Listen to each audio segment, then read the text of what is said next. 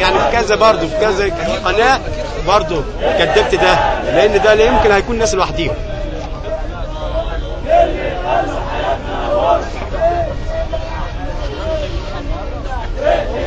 لا ده اول مره، هم ما يعرفهمش خالص، هيعرف منين؟ واحد زي ده مثلا، واحد في كليه هندسه واخده بالك، هيعرف الاشكال زي دي؟ مش هيعرفهم، ما يعرفهمش خالص.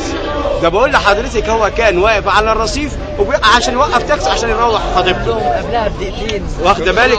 نفس النظام قبلها يعني مثلا كده دي واقف على كده وبيوصل خطيبته، دولت راكبين مكنه، 3 راكبين مكنه، نزل واحد منهم واخده بالك بيقول له انت واقفه ليه كده؟ قال له ما تكلمهاش هي، كلمني انا راجل معاها، كلمني انا. قال له لا انت لمت، راح خبطه بايده واخده بالك، وراح ابني راح زاحه برضه واخده بالك.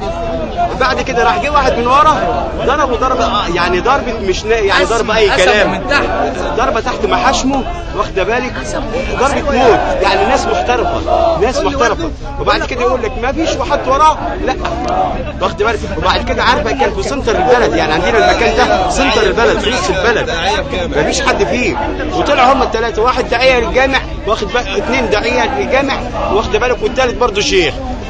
هل دولت مثلا من نفسهم هيعملوا كده؟ لا، من ربع المستحيل. وهم واخدين اساسا المنطقه كلها كل يوم بينزلوا، كل يوم واخدين المنطقه دي كل يوم بينزلوا الكورنيش. قبل ما ينزلوا عليه بدقيقتين ماشي، انا مالناش دعوه بالنبي موسى ولا كده.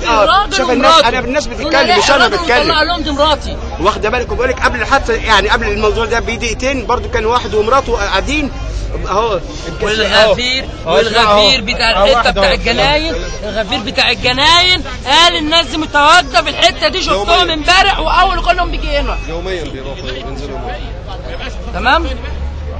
راجل مقرئ وحافظ قران لا انا مش هينفع اديكوا رقم يعني.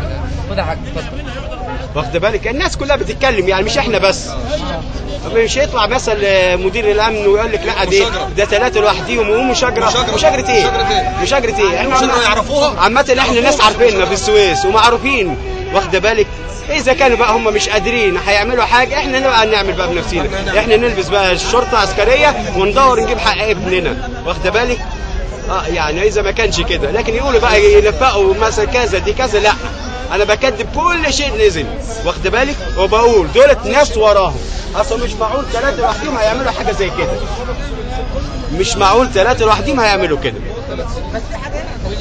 انا من السويس هنا، بس اساسا صعيدي، ابويا صعيدي، بس انا مواليد السويس.